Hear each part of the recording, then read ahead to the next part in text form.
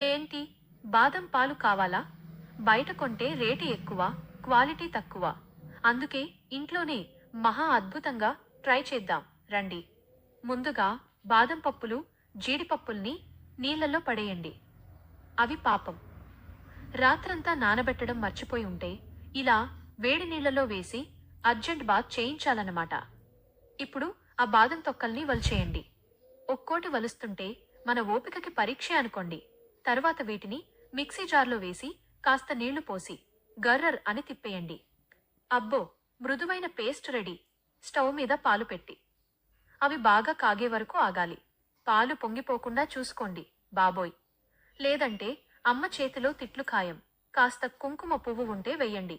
లేదంటే ఆ పసుపు రంగు కోసం మన దగ్గర జుగాడుందిగా, కస్టర్డ్ పౌడర్ లేదా చిటికెడు పసుపు కలిపిన నీళ్లు పోసేయండి.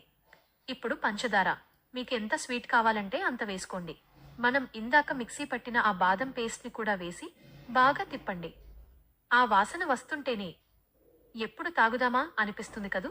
ఫ్రిడ్జ్లో పెట్టి చల్లబరిచాక గ్లాసులో పోసి పైన కొన్ని పప్పులు చల్లి అలా తాగుతుంటే ఉంటుంది భయ్యా, స్వర్గం అంతే. ఈ కంటెంట్ మీకు నచ్చిందని ఆశిస్తున్నాను. నచ్చితే మాత్రం లైక్ చేయడం మర్చిపోకండి. అలాగే కంటెంట్ నచ్చితే ఫాలో కొట్టండి. నచ్చకపోతే కొంచెం గ్యాప్